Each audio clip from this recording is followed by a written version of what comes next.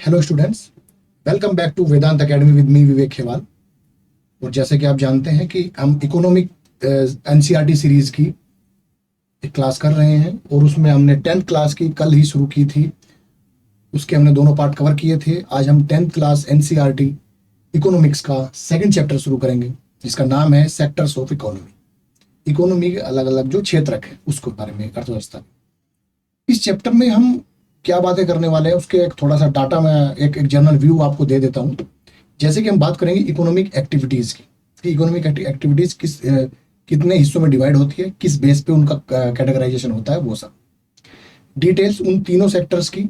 जैसे कि मैं पढ़ाऊंगा तो आपको तीनों सेक्टर्स बताऊंगा उसके बारे में और उनके अलग अलग डिटेल्स। उन सेक्टर्स का कंपैरिजन करेंगे उनका, कि एक दूसरे से भिन्न क्यों है, क्यों हमने कुछ एक्टिविटीज़ एक पर्टिकुलर सेक्टर में रखी। हिस्टोरिकल चेंजेस की बात करेंगे, जो ऐतिहासिक चेंज हुए अलग अलग सेक्टर्स में, उनकी बात करेंगे। इंपॉर्टेंस एंड कॉन्ट्रीब्यूशंस, उसके जो तीनों सेक्टर्स के हैं भारत की रेस्पेक्ट में, भारत की इकोनॉमी की रेस्पेक्ट में, उनकी इंपॉर्टेंस और उनका कॉन्ट्रीब्यूशंस।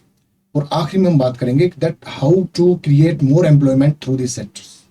इन सेक्टर से और ज़्यादा एम्प्लॉयमेंट जनरेट क्यों मतलब कैसे कर सकते हैं। तो ये चीज़ पे हम इन बातों पे ध्यान में रखते हुए, इन बातों को ध्यान में रखते हुए हम अपनी क्लास को शुरू करेंगे। So let's start with me. Sectors of economic activities हमारा चैप्टर है, सेक्टर ऑफ इंडियन इकोनॉमी। अलग अलग सेक्टर्स है इकोनॉमी का, अर्थव्यवस्था के अलग अलग सेक्टर है हमारे उसमें। Let us look at this picture. You will find the people are engaged in various economic activities. Some of these are activities producing goods. अब हम पिक्चर्स अलग अलग देखेंगे तो उसमें लोग अलग अलग एक्टिविटीज में इन्वॉल्व है। वो गुड्स बनाने की हो सकती है, कोई वस्तु विषय बनाने की। Some others are producing services, कुछ सेवा कर रहे हैं, क्योंकि इकोनॉमी की अगर हम बात करते हैं तो दो ही चीजों पे हम डील करते हैं, गुड्स एंड सर्विसेज की मैन्युफैक्चरिंग में। मतलब गुड्स एंड सर्विसेज प्रोवाइड कैसे की जाएगी, कौन करेगा, किस एक्टिविटी के थ्रू करेगा, ये सब हम देखेंगे। Some other are producing services. These activities are happening around us every minute even as we speak. हम बोल रहे हैं ये भी एक एक्टिविटी है, इकोनॉमिक एक्टिविटी है। मैं एक टीचर हूँ तो मैं पढ़ा रहा हूँ आपको एक प्लेटफॉर्म के माध्यम से, तो ये भी एक एक्टिविटी है। देखेंगे, पूछूंगा मैं आपसे कि मैं जो मेरा जो प्रोफेशन है वो किस एक्टिविटी में आता है, ये भी आपको देखना। How do we understand these activities, हम इसको कैसे समझते हैं। One way of doing this is to group them, classify them using some important criteria. These groups are also called sector. तो दिस इज कॉल्ड इंपॉर्टेंट, कि जो group में हमने अलग अलग एक्टिविटीज रखी है उनके क्राइटेरिया क्या है, और उन एक्टिविटीज को हम क्या बोलते हैं। अलग अलग जब कैटेगराइजेशन के बाद एक ग्रुप में रखते हैं उसको, उन ग्रुप्स को बोलते हैं हम सेक्टर्स। इकोनॉमी के सेक्टर अलग अलग। जैसे कि हम पहली पिक्चर में देख सकते हैं, एक पोस्टमैन है, वो कोई डाक लेके आया है। तो ये किस एक्टिविटी का पार्ट है, सर्विस। ये सेवा दे रहे हैं कि एक चिट्ठी आई, चिट्ठी देने का काम डाकिया का जो होता है वो सर्विस। अब इस पिक्चर में आप देख सकते हैं कि एक मैन है, एक वुमेन है, वो क्या कर रहे हैं, एक ईंट बनाने वाले जो भट्टा वगैरह जो बोल सकते हैं आप, उसको ब्रिक क्लिंस जिसको बोलते हैं, उसमें इन्वॉल्व है। एक एक्टिविटी है ब्रिक्स मैन्युफैक्चरिंग के लिए। ये जो दो वुमेन ने आप देख पा रहे हैं इस पिक्चर में, ये क्या है, शॉपकीपर है, क्लॉथ की एक दुकान है, ये कपड़े की दुकान। उस पे एक कस्टमर है, एक शॉपकीपर है, शॉप ओनर है। अगर आप इधर देखें तो ये भी एक एक्टिविटी है, फार्मिंग एक्टिविटी है। कॉटन कल्टीवेशन की यहाँ पर बात चल रही है, हार्वेस्टिंग का, मेनली हार्वेस्टिंग सीजन है। तो कॉटन का जो फाइबर है, यार्न जो है उसका, वो उसको फेच करने का एक्टिविटी एक हो रही है, फार्मिंग एक्टिविटी है। मतलब ये एग्रीकल्चरल लेबरर है। We begin by looking at different kinds of economic activities, हमने देखी। अब हम अगर एक्टिविटीज की बात करें, सेक्टर वाइज एक्टिविटीज की बात करें, तो अगर हम इस फिगर से समझने की कोशिश करते हैं तो हमारे पास 3 तरह के सेक्टर हैं, प्राइमरी सेक्टर, टर्शरी सेक्टर और प्राइमरी सेक्टर, सेकेंडरी सेक्टर और टर्शरी सेक्टर। प्राइमरी सेक्टर जो एग्रीकल्चर सेक्टर है, प्रोड्यूस नेचुरल गुड्स, प्राकृतिक जो वस्तु है वो उसको प्रोड्यूस करने में, उसको उत्पाद बनाने में ये हेल्पफुल है। यही उस सेक्टर का एक कैटेगराइजेशन है। ग्रुप में क्या क्या आएगा, जैसे वेजिटेबल्स है, फ्लावर है, अनाज है, गाय से दूध है, कोल, माइनिंग का जो पार्ट है, फॉरेस्ट वगैरह है, फॉरेस्ट से वुड का जो हमारे पास काम होता है, वुड का फॉरेस्ट्री। सेकेंडरी इंडस्ट्री सेक्टर में क्या आएगा, जो मैन्युफैक्चरिंग गुड्स है, जैसे कि कपड़ा, आपका कोई भी आप यूज करते हैं मैन्युफैक्चर प्रोडक्ट, जो नेचुरल वे से ना बने, उसको हम बोलते हैं mainly secondary sector. Industrial sector है औद्योगिक, जहाँ पे उद्योग का काम हो, इंडस्ट्री फैक्ट्री का वर्क में यूज हो, जैसे कि चेयर, कार, जूता, शू, कोई पर्स या थैला वगैरह, कपड़े, कोई शर्ट, या फिर कुछ भी ऐसा कुछ जो प्रोड्यूस मैन्युफैक्चर्ड गुड्स जो होते हैं, विनिर्मित जो वस्तुएं हैं वो।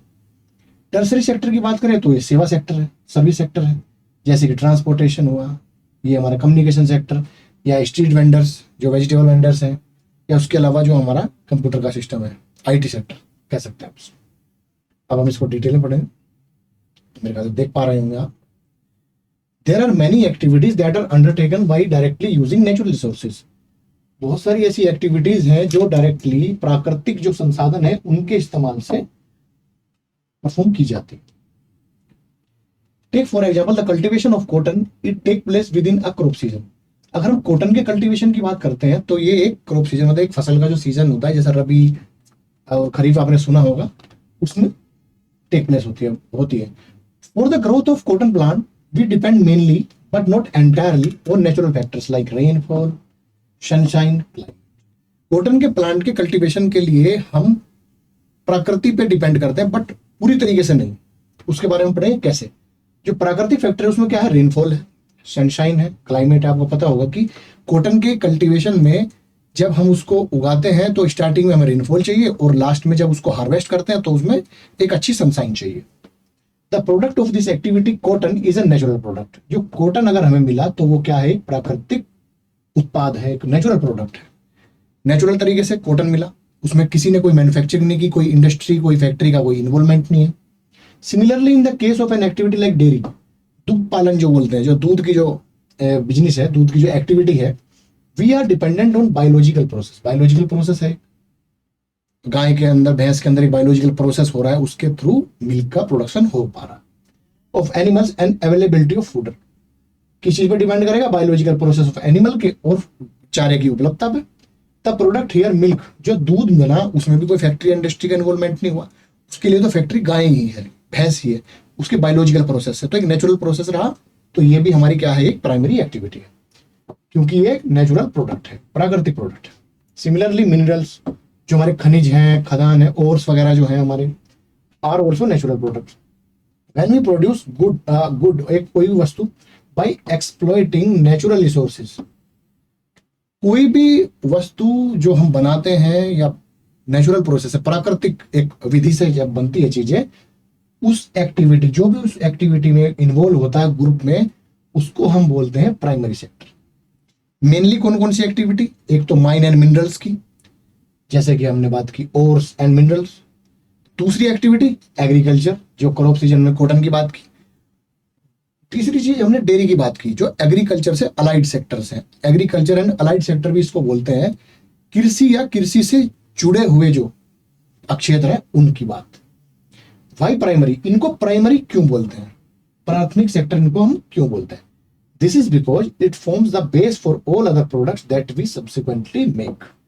इसका मतलब क्या है कि प्राइमरी ये इसलिए है क्योंकि इनका जो यूज है, जो भी इस एक्टिविटी से, प्राइमरी एक्टिविटी से जो भी गुड्स हमें मिलते हैं, उनका यूज हम करते हैं सब्सिक्वेंटली किसमें, फर्दर जो हमारे प्रोसेस है उसमें। और ये उस प्रोसेस के लिए, प्रोडक्ट बनाने के लिए एक बेस की तरह काम करती है।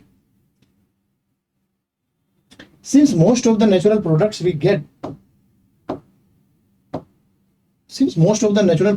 we get are from agriculture, natural product कहां से मिलते हैं हमें, एग्रीकल्चर से, डेयरी से, फिशिंग से, मछली पालन जो है, फॉरेस्ट्री से। This sector is also called agriculture and related sector, कृषि या उससे जुड़े हुए सेक्टर। सेकेंडरी सेक्टर की बात कर लेते हैं। सेकेंडरी सेक्टर में क्या आता है, covers activity in which natural products, जैसे कि मैंने बताया था कि इन प्रोडक्ट्स का क्या यूज होता है, फर्दर प्रोडक्शन में, further manufacturing. The secondary sector covers activities in which natural products are changed into other form. जब प्राकृतिक कोई वस्तु है वो एक अपनी फॉर्म चेंज की, जैसे दूध से क्या बनती है फैक्ट्री में जाके, आइसक्रीम वगैरह दूध के प्रोडक्ट है, मिल्क के प्रोडक्ट है, और पैकेजिंग मिल्क बनता है। उसके अलावा अगर हम बात करें कि अगर हम मैन्युफैक्चरिंग, एक छोटी सी मैन्युफैक्चरिंग को अगर देखें तो घर में भी हम एक मैन्युफैक्चरिंग करते हैं, केमिकल प्रोसेस का इन्वॉल्वमेंट होता है उसमें। दही बनाते हैं, बट अगर इसी को हम इंडस्ट्री या फैक्ट्री की मदद से करें तो वो हमारी सेकेंडरी सेक्टर्स में पहुंच जाएगी चीजें। देखते हैं, अभी समझेंगे इस चीज को। Through ways of manufacturing that we associate with industrial activities, जो हमारी इंडस्ट्रियल एक्टिविटीज हैं उसके थ्रू हम मैन्युफैक्चरिंग जो करते हैं, विनिर्माण जो करते हैं हम उसका, तो उस एक्टिविटीज को क्या बोलते हैं, उस एक्टिविटीज का जो ग्रुप है उस पूरे सेक्टर को बोलते हैं secondary sector. It is the next step after primary. Primary के बाद गए एक अगला स्टेप है, the product is not produced by nature but has to be made and therefore some process of manufacturing is essential.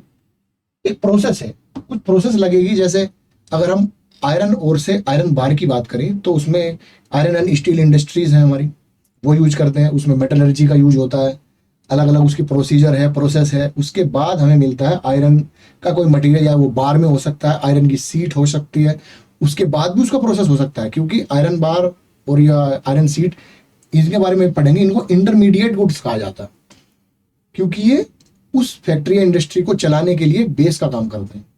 पढ़ेंगे उसके बारे में। This could be in a factory और वर्कशॉप एट होम और एट होम। फॉर एग्जाम्पल, ये secondary जो sector है वो फैक्ट्री में भी हो सकता है, वर्कशॉप में भी हो सकता है और घर पे भी हो सकता है। स्मॉल स्केल इंडस्ट्रीज को बोलते हैं। For example, using cotton fibre, जो कॉटन के जो रेशे हैं उनका हम यूज कर सकते हैं, जो प्लांट से मिले हमें नेचुरल प्रोसेस से। कहां पे यूज करेंगे उसका देखते हैं। Spin yarn and wave the cloth. अब स्पिन उसको मतलब चरखा वगैरह आपने देखा होगा जनरली। अब उसी चीज का एक इलेक्ट्रिसिटी वाले चरखे भी होते हैं, बिजली वाले चरखे होते हैं, उनकी मदद से हम कॉटन के बड़े बड़े जत्थे बनाते हैं, उसके रेशे का एक रोलिंग करते हैं, उससे क्या बनता है हमारा क्लॉथ। क्लॉथ को, कपड़े को बुना जाता है, उसके बाद वो क्लॉथ की फॉर्म लेता है। दूसरा एग्जाम्पल हम देखेंगे कि गन्ने का। शुगर केन जो है एक रॉ मटेरियल है, कृषि का प्रोडक्ट, एग्रीकल्चर प्रोडक्ट है, रॉ मटेरियल है। उससे हम क्या बनाते हैं, चीनी या गुड़, शुगर या गुड। We convert earth into brick. जैसे धरती है उसमें मिट्टी नहीं जो निकलती है, मिट्टी का को हम पका के उसको एक शेप देके क्या बना सकते हैं, brick. Use brick to make houses and buildings. फिर उस ईंट से क्या बना सकते हैं, घर बना सकते हैं, बड़े बड़े बिल्डिंग बना सकते हैं। Since this sector gradually become associated with different kind of industries that came up, it is also called industrial sector. अब आपने एक चीज नोटिस की होगी कि जो हमारा सेकेंडरी सेक्टर है उसमें किसका इन्वॉल्वमेंट ज्यादा है, इंडस्ट्रीज का। इंडस्ट्रीज के इन्वॉल्वमेंट के बाद ही वो एक फिनिश प्रोडक्ट में का रूप लेते हैं, तो इसलिए सेकेंडरी सेक्टर को इंडस्ट्रियल सेक्टर भी कहा जाता है। After primary and secondary sector there is third category, एक तीसरी कैटेगरी भी है एक्टिविटीज की, उसको क्या बोलते हैं हम, tertiary sector. And is different from about, different भी है, अलग है। क्यों है अलग, देखते हैं। These are activities that help in development of primary and secondary sector. जो टर्शरी एक्टिविटीज है वो वे एक्टिविटीज है जो हेल्प करती है किसमें, development of primary and secondary sector, मतलब प्राइमरी सेक्टर और सेकेंडरी सेक्टर के विकास में, उसके डेवलपमेंट में इसका टर्शरी सेक्टर का एक अहम योगदान है, अहम रोल है। These activities by themselves do not produce a good, but they are an aid or support for the production process. Tertiary sector का रोल डायरेक्टली नहीं होता कोई भी चीज प्रोड्यूस करने में, इनडायरेक्ट एक यूज, उसका एक यूज है क्या, कि वो हेल्प करते हैं, उस प्रोडक्शन को फैसिलिटेट करते हैं, चाहे वो नेचुरल प्रोसेस से प्रोडक्शन हो प्राइमरी सेक्टर में, या फिर वो इंडस्ट्री के थ्रू प्रोडक्शन हो secondary sector. For example, goods that are produced in primary or secondary sector would need to be transported by trucks or trains, then sold in wholesale or retail shop. अब देखने की बात है कि जो product है, चाहे वो गेहूं हो एग्रीकल्चर से, चाहे वो लकड़ी हो फॉरेस्ट्री से, या कोई और माइनिंग का प्रोडक्ट हो, सेकेंडरी सेक्टर की बात करें, कोई फिनिश प्रोडक्ट हो, कपड़े हो, जूते हो, बैग हो, कुछ भी ऐसा फिनिश प्रोडक्ट है, तो उसको बेचने के लिए हमें क्या चाहिए, ट्रांसपोर्टेशन चाहिए, ट्रक चाहिए, शॉपकीपर चाहिए, दुकानें चाहिएंगी, होलसेल हो या रिटेल हो, दोनों ही तरह की, मॉल चाहिएंगे। तो उस जो एक्टिविटी का जो बीच में जो पार्ट है, जैसे ट्रांसपोर्टेशन में, बेचने में, ट्रेड्स में, जो बाइंग एंड सेलिंग का जो काम करते हैं, वो सब क्या है, टर्शरी सेक्टर। इसको और डिटेल में पढ़ेंगे। At times it may be necessary to store these in godowns. कुछ समय ऐसा भी है कि जब उनको गोडाउन में स्टोर करने के लिए, तो जो गोडाउन की जो सर्विस है वो क्या है, वो भी टर्शरी एक्टिविटी है। We also may need to talk to others over telephone and send letters. अब हम अगर किसी से बात करते हैं कि भाई आपको कितना प्रोडक्ट चाहिए, कितना माल चाहिए, तभी तो हम बेच पाएंगे, उसको कम्युनिकेशन उसको बनाना पड़ेगा। तो जो कम्युनिकेशन जो हमने किया किसी भी चैनल से हो सकता है, वो चाहे आप इंटरनेट के माध्यम से करें, ईमेल या व्हाट्सएप से करें, कॉल करके करें, या फिर लेटर सेंड करके करें, पोस्ट ऑफिस के माध्यम से, उसको भी कम्युनिकेशन का जो पार्ट है वो भी हमारा किस में आएगा, टर्शरी सेक्टर में। या फिर हम बोरो मनी, पैसे उधार ले बैंक से, बैंकिंग का जो पार्ट है वो भी टर्शरी सेक्टर का। To help production and trade, ये हेल्प किस में कर रहा है, एक तो प्रोडक्शन में जो उत्पादन हमारा जो हो रहा है, और दूसरा ट्रेड में जो व्यापार हमारा स्टेब्लिश हो पा रहा है, बाइंग एंड सेलिंग जो हो रही है, जहां से हमारा अर्निंग हो रही है। तो प्रोडक्शन में भी और ट्रेडिंग में भी, दोनों में जिसका एक अहम योगदान है, इंटरमीडिएट इनडायरेक्टली उसका जो योगदान है वो करती है टर्शरी सेक्टर। ट्रांसपोर्ट, इसमें कौन कौन से ये इंपॉर्टेंट है, इसको नोट कीजिएगा। टर्शरी सेक्टर की कुछ इंपॉर्टेंट एक्टिविटीज क्या है, जैसे transport, storage, communication, banking, trade are some example of tertiary activities.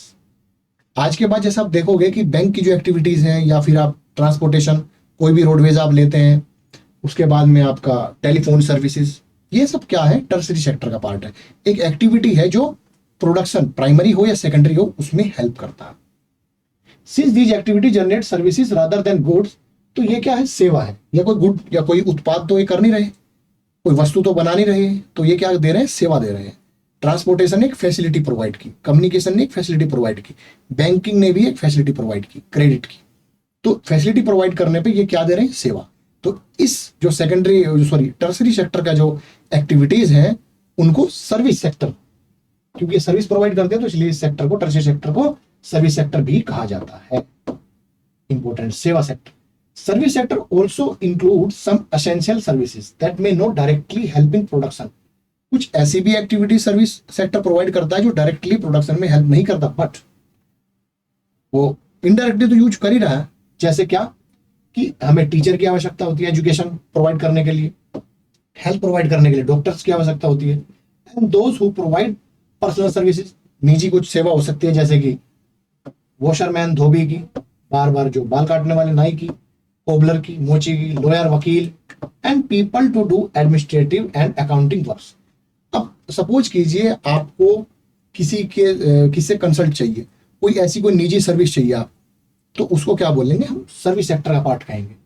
In recent time certain new services, अब के समय में कुछ नई सर्विसेज भी सामने आई है जो इंफॉर्मेशन एंड टेक्नोलॉजी का यूज से वो चलती हैं, जैसे कि हमारे इंटरनेट कैफे जहां पे हम नेट सर्फिंग कर सकते हैं, ATM booth, call centres, software companies भी तो क्या करती है, सेवाएं तो देती हैं। वो एक सॉफ्टवेयर आपने डेवलप किया, उस सॉफ्टवेयर डेवलप करने के बाद उस सॉफ्टवेयर से इंटरफेस क्रिएट हुआ, वो भी एक सर्विस है। वेब डिजाइनिंग या अलग अलग प्लेटफॉर्म से हम देखते हैं आजकल, आप एक और चीज नोटिस कर सकते हैं, जोमेटो, स्विगी। तो जोमेटो, स्विगी क्या करती है, प्लेटफॉर्म है जिसके थ्रू लोग आपको सर्विस दे रहे हैं। क्या आपने खाना ऑर्डर किया, खाने वाले ने, एक रेस्टोरेंट ने खाना बनाया, उस खाने को कहाँ भेजा, हम तक। उसको जो फैसिलिटेट करने वाले हैं वो क्या है, सर्विस सेक्टर। इवन रेस्टोरेंट भी कोई प्रोडक्ट, कोई फिनिश प्रोडक्ट नहीं बना रहा, वो भी आपको सर्विस दे रहा है, खाने की सर्विस। डॉक्टर के पास जाते हैं आप, कंसल्ट करते हैं, वो भी एक सर्विस है, वो भी एक सर्विस सेक्टर में आएगा। टीचर के पास पढ़ने जाते हैं, ट्यूशन टीचर के पास जाते हैं, स्कूल टीचर के पास जाते हैं, कैसा भी हो सकता है, वो भी आपको एक सर्विस दे रहे हैं, एजुकेशन की सर्विस, तो वो भी सर्विस सेक्टर से रिलेटेड है। आगे बढ़ते हैं। इकोनॉमिक एक्टिविटीज दो are grouped in 3 different categories are highly interdependent. ये मोस्ट इंपॉर्टेंट कॉन्सेप्ट है समझने के लिए। हालांकि हमने उन तीनों सेक्टर्स की अलग अलग एक्टिविटीज को डिवाइड तो किया है, बट तीनों सेक्टर्स आपस में इंटरडिपेंडेंट है, मतलब एक के बिना दूसरा अधूरा है। कैसे समझेंगे, इन एग्जांपल्स के साथ आप एक्सरसाइज भी कर सकते हैं इसको। जैसे imagine what would happen if farmer refuse to sell sugarcane to a particular sugar mill, the mill will have to shut down. अगर फार्मर, कोई शुगरकेन का फार्मर है, वो मिल को देने से मना कर दे, रॉ मटेरियल देने से मना कर दे, तो प्राइमरी एक्टिविटी किस पे डिपेंड हुई, प्राइमरी एक्टिविटी पे कौन डिपेंड हुआ, सेकेंडरी एक्टिविटी जो मैन्युफैक्चरिंग का प्रोडक्ट है, इंडस्ट्री जो लगी हुई है, मिल, शुगर मिल इंडस्ट्री, वो डिपेंड करती है रॉ मटेरियल किसान पे, शुगर केन। तो अगर वो भेजेगा नहीं तो क्या होगा, शट करना पड़ेगा। This is an example of secondary sector और industry sector being dependent on primary sector. अब अलग अलग एग्जांपल हम देखेंगे कि किस तरीके से अलग अलग एग्जांपल डिपेंड करते हैं। Imagine what would happen to cotton cultivation if companies decide not to buy from Indian market and import all cotton they need from other countries। अगर कंपनी ऐसा कर दे कि कॉटन भारत के किसानों से ना लेके इंपोर्ट करे, तो क्या हुआ कि इससे हमें क्या डिपेंडेंसी दिखती है कि प्राइमरी सेक्टर भी सेकेंडरी सेक्टर पे डिपेंड करता है।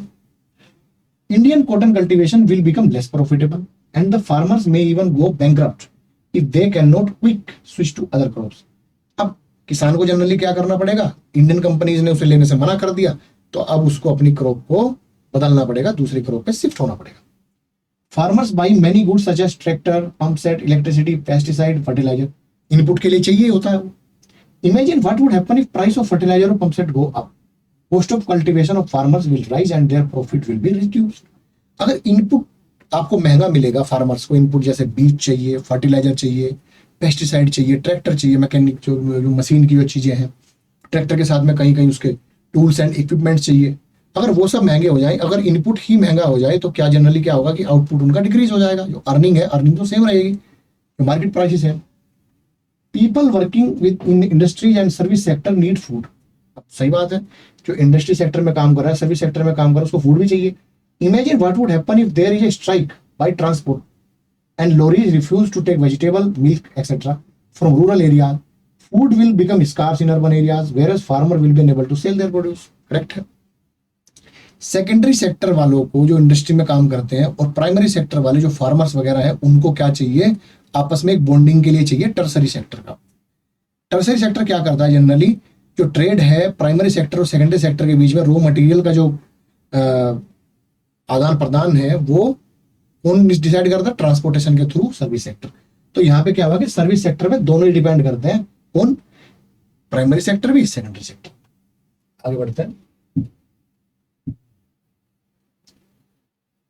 इस एक्सरसाइज से आप समझ सकते हैं, classify the following list occupation under primary, secondary and tertiary sector. इस छोटी सी एक्सरसाइजेस को करते चलते हैं। जैसे आप टेलर की बात है, टेलर एक निजी सर्विस है, तो ये क्या है, सर्विस सेक्टर का पार्ट। बास्केट वीवर, एक मैन्युफैक्चरिंग हो रही है यहाँ पे, क्या कि एक बास्केट जो होती है आपकी, उसकी मैन्युफैक्चरिंग करेगा बास्केट वीवर, तो ये क्या है, ये सेकेंडरी सेक्टर का पार्ट होगा। और ये जो एस है, ये टर्सरी सेक्टर का पार्ट है। अगर हम फ्लावर कल्टीवेटर की बात करें, फूल, तो ये किसान की तरह काम करता है, नेचुरल प्रोसेस से बनेगी, तो ये किसका पार्ट है, प्राइमरी सेक्टर। मिल्क वेंडर की बात करें, मिल्क फार्मर नहीं, जो मिल्क बना रहा, वेंडर जो बेच रहा है, जैसे मदर डेयरी, अमूल पे जो बैठा होगा, वो क्या कर रहा है, आपको सर्विस प्रोवाइड कर रहा है, तो वो क्या है, टर्सरी सेक्टर का पार्ट है। फिशरमैन की अगर हम बात करें, मछुआरा, तो वो भी एक नेचुरल वे में मछलियों को पकड़ रहा है, तो उसको क्या बोलेंगे, फिशरमैन को, प्राइमरी सेक्टर का पार्ट है। पुजारी सर्विस प्रोवाइड करेगा, कोरियर सर्विस प्रोवाइड करेगा, दोनों के दोनों टर्सरी सेक्टर के पार्ट है। वर्कर्स इन मैच फैक्ट्री, अभी इंडस्ट्री में काम कर रहे हैं, तो ये कौन सा सेक्टर है हमारा, secondary sector. Money lender service provide कर रहा, तो ये क्या है हमारा, tertiary sector. Gardener personal service है, तो टर्सरी सेक्टर। पोटर एक अपनी मैन्युफैक्चरिंग है, सेल्फ मैन्युफैक्चरिंग है, एक मतलब मिट्टी से बनाता है क्या, घड़ा, और बना रहा है घड़ा, स्मॉल स्केल इंडस्ट्री है, तो ये कौन सा सेक्टर होगा, सेकेंडरी सेक्टर। बी कीपर मधुमक्खी पालन, जो है नेचुरल वे में मधुमक्खी शहद बनाएंगी, तो उसको क्या बोलेंगे हम, प्राइमरी सेक्टर। एस्ट्रोनॉट एक तरह का प्रोफेशनल वर्क है, प्रोफेशनल वर्क जितने भी है वो सब आते हैं किसमें, टर्सरी सेक्टर में। कॉल सेंटर एम्प्लॉय, ये भी एक प्रोफेशनल है, वो सर्विस प्रोवाइड कर रहे हैं, तो ये भी किसमें आएंगे, टर्सरी सेक्टर। तो this way we can differentiate different sectors for different jobs. Comparing the three sectors, अब हम कंपैरिजन करेंगे तीनों सेक्टर्स का। The various production activities in primary, secondary and tertiary sector produce a very large number of goods and services. Also, the three sectors have a large number of people working in them to produce these goods and services. Next step, therefore, is to see how much goods and services are produced, how many people work in each sector. हमने देखा कि तीनों sectors जो हैं उसमें goods and services manufacturing हो रही है, मिल रही है एक बड़े लार्ज नंबर में। तीनों सेक्टर्स में लोग भी बहुत ज्यादा काम कर रहे हैं, तो अब ये देखेंगे कि कितना गुड्स और सर्विस प्रोड्यूस हुआ और कितने लोग उसमें अलग अलग सेक्टर्स में काम कर रहे हैं। In an economy there could be one और more sector which are dominant in terms of total production and employment. हर एक इकोनॉमी में जनरली क्या होता है कि कुछ सेक्टर तो ऐसे होंगे जो जॉब ज्यादा प्रोवाइड कर रहे हैं, एम्प्लॉयमेंट ज्यादा देंगे। कुछ सेक्टर ऐसे होंगे जो economically in terms of rupees या in terms of money, monetary value, वो कॉन्ट्रीब्यूशन ज्यादा करेंगे जीडीपी में, उसको भी देखेंगे। Which are dominating production and employment while other sectors relatively small in size, कुछ छोटे होंगे। How do we count various goods and services and know the total production in each sector. अब अगर हम कंट्री लेवल की बात करें, nation level की बात करें, तो उसमें हम देखना पड़ेगा कि हमारे गुड्स एंड सर्विसेज का जो प्रोडक्शन है वो कितना हो रहा है, अलग अलग सेक्टर से कितना प्रोडक्शन है, अलग अलग सेक्टर जॉब या एम्प्लॉयमेंट कितना एब्जॉर्ब कर रहे हैं, लेट्स सी कैसे वो होता है. With so many thousands of goods and services produced, you might think this is an impossible task. लग रहा होगा आपको impossible task है, but है नहीं. करते कैसे? Not only would the task be enormous, you might also wonder how we can add up cars, computers, nails, furniture. It would not make sense. अगर हम नंबर ऑफ प्रोडक्ट्स की बात करें, नंबर ऑफ गुड्स की बात करें, तो उसको गिनना तो बड़ा मुश्किल होगा. हम करते क्या है general? To get around this problem, economists suggest the values of goods and services should be used rather than adding up actual number. हम गुड्स एंड सर्विसेज का एक्चुअल नंबर काउंट ना करके उनकी वैल्यू पे ध्यान देते हैं, उनकी वैल्यू को ऐड करते हैं. For example 10,000 kilogram of wheat is sold at 8 rupees per KG, तो वैल्यू उसकी व्हीट की कितनी होगी? 80,000. Value of 5,000 coconuts at 10 rupee per coconut will be 50,000. Correct है. Similarly the value of goods and services in 3 sectors are calculated then added up. इसी तरीके से हम उनकी वैल्यू ऐड करते हैं, जो गुड्स एंड सर्विसेज प्रोड्यूस हुए उनकी वैल्यू ऐड करके चेक करते हैं कि कितनी हमारी जीडीपी में उनका कंट्रीब्यूशन है.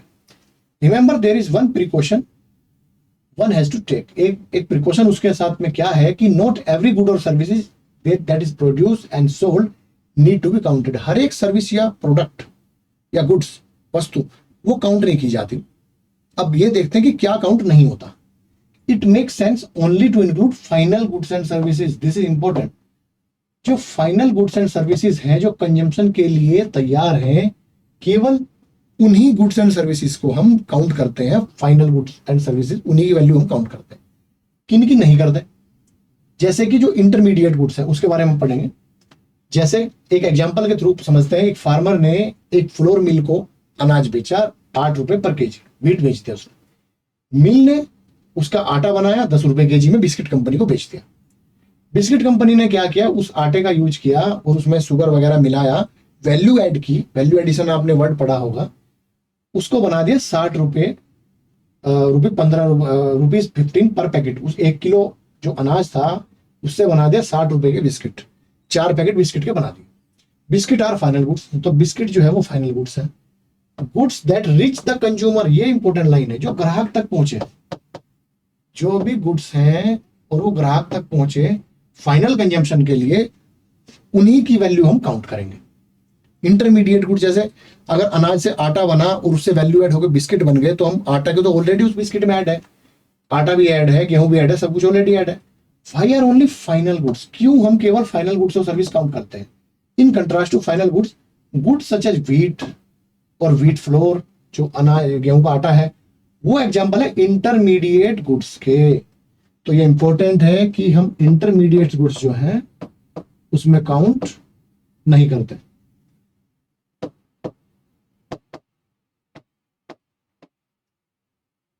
और क्या काउंट करते हैं? केवल final goods. Final goods and services केवल काउंट करते हैं, इंटरमीडिएट गुड्स को हम उसमें काउंट नहीं करते. Intermediate goods are used up in producing final goods and services. The value of final goods already include. क्या इंक्लूड करते हैं? Value of all intermediate goods. Intermediate goods की वैल्यू वो इंक्लूड कर लेते हैं. जैसे कि एग्जांपल समझते हैं. आयरन ओर है. आयरन ओर से टाटा कंपनी ने आयरन बार बनाया.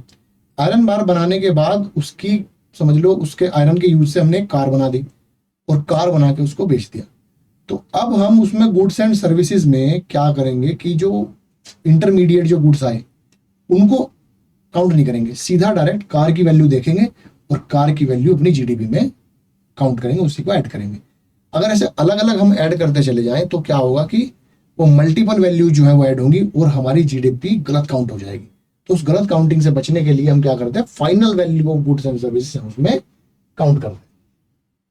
That are used in making final goods. Hence the value of ₹60 for the biscuit includes the value of flour, जो ₹10 थी. Similarly, the value of other intermediate goods would have been included. To count the value of flour and wheat, flour और wheat की count अगर value करें separately, therefore not correct because then we would be counting value of same thing a number of times. Same thing की value हम कई बार add करेंगे उसमें. First as wheat, then as flour, finally as biscuit. Values of final goods and services produced in each sector during a particular year provides the total production of that sector. ये important है, इसको note कीजिएगा कि जो goods and services की जो final values है, जो गुड्स एंड सर्विसेज की वैल्यू, जो फाइनल वैल्यूज है गुड्स एंड सर्विसेज की in each sector during a particular year provides total production of the sector for the year. एक सेक्टर है, एग्रीकल्चर सेक्टर है समझ लो, उसके जो फाइनल वैल्यू है वो तो उस सेक्टर के बारे में बताएगा। अगर हम ओवरऑल इकोनॉमी की बात करें तो तीनों सेक्टर से जो final value of goods and services जो आई वो हमारी ओवरऑल नेशनल जीडीपी के बारे में बताएगा। And the sum of production in three sector, तीनों सेक्टर का जो मिला जुला सम है वैल्यूज का, उनके फाइनल गुड्स वैल्यूज का। जैसे कि हम कपड़े के बीच में अगर कॉटन आ रहा है, कॉटन से ही कपड़ा बनेगा तो कॉटन की वैल्यू ऐड नहीं करेंगे, सीधे हम कपड़े की फाइनल वैल्यू चेक करेंगे। ये एक पेन है, इसमें प्लास्टिक भी है, इसमें रॉ मटेरियल लगा होगा, उसको हम इंटरमीडिएट उसको ऐड नहीं करेंगे, फाइनल में इस पेन की वैल्यू चेक करें। वही हमारी जीडीपी डिसाइड करेगा, वही हमारी जीडीपी को काउंट करेगा। It is the value of final goods and services produce with in a country during a particular year.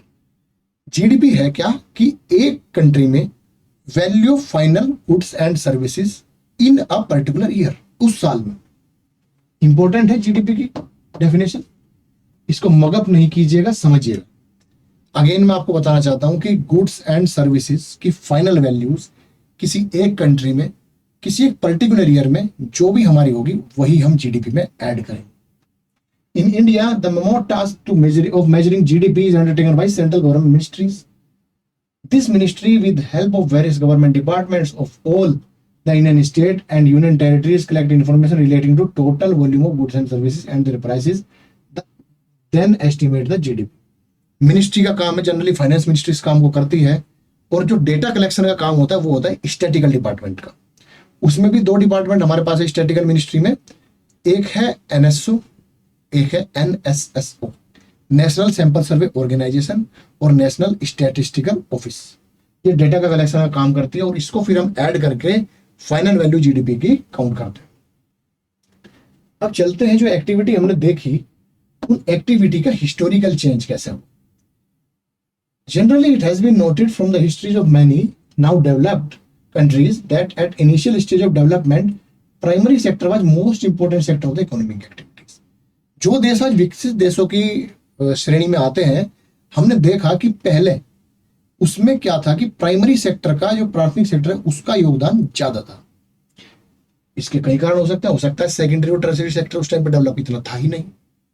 As the method of farming changed and agriculture sector began to prosper, it produce much more food than before. Farming के technique change हुई, उसने agriculture में modern methodology का इस्तेमाल हुआ, science and technology का इस्तेमाल हुआ, तो उसकी वजह से क्या हुआ कि फूड का प्रोडक्शन है वो ज्यादा हुआ। Many people could now take up other activities. अब वो अन्य एक्टिविटीज में पार्ट करेंगे, जैसे क्या, उस फूड को बेचेंगे भी तो कहीं किसी को देंगे एक्सचेंज में। There were increasing number of craft person and traders, जो हथकरघा के लोग हैं, कुछ पर्सनल जो काम करते हैं, जैसे मिस्त्री हो सकते हैं, बढ़ई हो सकते हैं, इस तरह के क्राफ्ट का जो काम करते हैं, ट्रेडर्स और व्यापारी। Buying and selling activities increase many times, जो खरीदना और बेचने का जो एक्टिविटी थी वो बढ़ गई कई गुना। Beside there were also transporters, administrators, army. उसके अलावा वहां पे कौन कौन थे? ट्रांसपोर्टर्स भी थे जो ट्रांसपोर्ट करते थे, एडमिनिस्ट्रेटर थे जो वहां की प्रशासन को देखते थे, और आर्मी भी थी वहां पे। However at this stage most of the good produce were natural products. उस समय ज्यादातर जो प्रोडक्ट थे वो नेचुरल प्रोसेस से बने हुए होते थे from primary sector, and most people were employed in this sector. इसीलिए कहा गया कि ज्यादातर जो लोग थे वो एम्प्लॉय भी किसमें थे? प्राइमरी सेक्टर, क्योंकि नेचुरल प्रोसेस से गुड्स एंड सर्विसेज हमारी बन रही थी। Over the long time, more than 100 years, and especially because new methods of manufacturing were introduced, factories came up and started expanding. 100 years, लगभग 100 सालों के बाद हमने देखा होगा इंडस्ट्रियल रिवॉल्यूशन आया, उसका फैक्ट्री स्टैब्लिश हुई, मैन्युफैक्चरिंग इंडस्ट्री स्टैब्लिश हुई, तो उससे क्या हुआ कि हमारा जो व्यापार था या प्रोडक्ट थे, गुड्स एंड सर्विसेज थी, वो एक्सपैंड हुई। Those people who had earlier work on farms now began work in factories. जो पहले खेतों में काम करते थे अब वो फैक्ट्रीज में काम करना उन्होंने शुरू कर दिया। They were forced to do as you read in history chapter. कुछ को फोर्स भी किया गया, स्लेवरी वहां पे एग्जिस्ट करती थी। People began to use many more goods that were produced in the factory at cheap rates. Factories में वो काम कम रेट पे होता था, लेबर कम था, मशीन का यूज होता था, तो उसने ज्यादा लोग खरीदना भी शुरू कर दिया। Secondary sector gradually become most important in total production and employment. और कुछ दिनों बाद हम देखते हैं कि सेकेंडरी सेक्टर इंपॉर्टेंट सेक्टर ही बन गया, और एम्प्लॉयमेंट जो प्राइमरी सेक्टर ज्यादा एब्जॉर्ब कर रहा था, अब सेकेंडरी सेक्टर एम्प्लॉयमेंट ज्यादा प्रोवाइड करने लग गया। Hence, over a time, shift had taken place. This means that importance of sector had changed. अब ओवर द टाइम चीजें बदली, तो उस वजह से सेक्टर की इंपॉर्टेंस बदल गई। पहले प्राइमरी सेक्टर की ज्यादा इंपॉर्टेंस थी, अब सेकेंडरी सेक्टर जॉब भी ज्यादा दे रहा है, उसका रिटर्न भी ज्यादा मिल रहा, फिनिश प्रोडक्ट मिल रहे, उसकी डिमांड भी ज्यादा है, तो इसलिए सेक्टर की इंपॉर्टेंस बढ़ गई सेकेंडरी सेक्टर की। In past 100 year there has been a further shift from secondary to tertiary sector in developed countries. The service sector has become most important in terms of total production. अगर हम बीते 100 सालों की बात करें तो एक और चेंज हमने देखने को मिलता है कि सर्विस सेक्टर ने बहुत ज्यादा ग्रो किया, टर्सरी सेक्टर ने ग्रो किया, खासतौर से विकसित कंट्रीज में। क्यों? क्योंकि service sector has become most important in terms of total production. Total production है, जो पूरा हमारा प्रोडक्शन है, उत्पादन है, उसमें सबसे ज्यादा जो रोल प्ले किया वो किया tertiary sector. Most of the working people are employed in service sector. और अगर हम एम्प्लॉयमेंट की बात करें तो वो भी सबसे ज्यादा किसने दिया? टर्सरी सेक्टर ने, सर्विस सेक्टर ने। This is general pattern observed in developed country. एक सामान्य पैटर्न था जो विकसित देशों में देखने को मिल रहा था। What is the total production and employment in 3 sectors in India, वो भी देखेंगे कि भारत में टोटल प्रोडक्शन तीनों सेक्टर्स का कितना है। Over the years have there been changes, कुछ बदलाव आए similar to the pattern observed for the developed country. विकसित देशों में जिस तरीके से बदलाव आए कि अब सर्विस सेक्टर ज्यादा इंपॉर्टेंट है, वो ज्यादा जॉब भी दे रहा है, उसका कंट्रीब्यूशन भी ज्यादा है, क्या ऐसे ही बदलाव इंडिया में भी देखने को मिले? We shall see in next section. अब हम इसको नेक्स्ट सेक्शन में देखेंगे। तो आज की जो क्लासेस है उसमें हमने क्या पढ़ा? मेनली हमने इकोनॉमी के अलग अलग सेक्टर्स की बात की, primary sector, secondary sector, tertiary sector, उनकी इंपॉर्टेंस की बात की, उनकी एक्टिविटीज की बात की, और उनमें जो हिस्टोरिकल चेंज हुआ पिछले 100 साल में या 100 से पहले सालों में क्या चेंजेस हुआ, इंपॉर्टेंस किसकी ज्यादा रही है, वो सब देखिए। जैसे प्राइमरी सेक्टर की बात करें, जो भी प्रोडक्शन गुड्स का नेचुरल प्रोसेस से होगा प्राइमरी सेक्टर का पार्ट है, जैसे agriculture, milk, fisheries, forestry, even और मिनरल एंड और। जो भी प्रोडक्ट हमारे गुड्स हैं वो एक फैक्ट्री के थ्रू, इंडस्ट्री के थ्रू, एक प्रोसेस के थ्रू या प्रोसीजर के थ्रू हमारा मिलेगा हमें, उसको क्या बोलेंगे हम? सेकेंडरी सेक्टर, या फिर उसको बोल सकते हैं इंडस्ट्रियल सेक्टर भी उसको बोल सकते हैं, मैन्युफैक्चरिंग सेक्टर भी उसको बोल सकते हैं। तीसरा सेक्टर जो इन दोनों सेक्टर्स को प्रोडक्शन में फैसिलिटेट करेगा with the help of transportation, with the help of storage, with the help of banking, with the help of communication, उसको हम बोलेंगे सर्विस सेक्टर या फिर टर्शरी सेक्टर। हिस्टोरिकल चेंज क्या आया कि स्टार्टिंग में एग्रीकल्चर मेन एक्टिविटी थी, तो इस वजह से क्या था कि प्रोडक्शन हमारा मेनली प्राइमरी सेक्टर पर डिपेंड करता था। लेटर ऑन क्या हुआ कि वो प्रोडक्शन प्राइमरी सेक्टर से शिफ्ट होकर मैन्युफैक्चरिंग सेक्टर पे चला गया, डिमांड बढ़ी, उसके बाद जो प्रोडक्ट था बिकॉज ऑफ मैन्युफैक्चरिंग इंडस्ट्री वो चीप हुआ, इसलिए लोगों ने खरीदना पसंद किया, तो अब इंपॉर्टेंस मैन्युफैक्चरिंग की बढ़ गई। जो लेबर था, जो एम्प्लॉयमेंट था, वो प्राइमरी सेक्टर से शिफ्ट हो गया मैन्युफैक्चरिंग सेक्टर में। लेटर ऑन जो विकसित देश है हमारे, डेवलप कंट्रीज है, उनमें मैन्युफैक्चरिंग के बाद अब सर्विस सेक्टर में पिछले बीते कुछ 100 सालों में, जैसे कि ऑथर ने बताया हमें इस यूनिट के माध्यम से, कि अब टर्सरी सेक्टर में विकसित देशों में पिछले 100 सालों में एक जबरदस्त चेंज आया। एम्प्लॉयमेंट ज्यादा, वर्किंग पीपल जो ज्यादा है वो सर्विस सेक्टर में आ गए। Hospital, teacher, education department, health का डिपार्टमेंट, हमारा टेली कम्युनिकेशन का डिपार्टमेंट, ट्रांसपोर्टेशन का डिपार्टमेंट, ये एम्प्लॉयमेंट ज्यादा एब्जॉर्ब कर रहा है, खासतौर से विकसित देशों में, तो इसलिए इसकी इंपॉर्टेंस बढ़ गई। तो इंपॉर्टेंस चेंज हुई हिस्टोरिकल से, प्रोडक्शन चेंज हुआ हिस्ट्री में, तो उसी वजह से उनकी इंपॉर्टेंस चेंज होती चली गई। आगे हम पढ़ेंगे इंडिया के बारे में कि इंडिया में इन सेक्टर्स में किस तरीके से चेंज हुआ, और आगे के चल के जो बचे हुए टॉपिक है इस चैप्टर के हम दूसरे पार्ट में कवर करेंगे। Thank you so very much.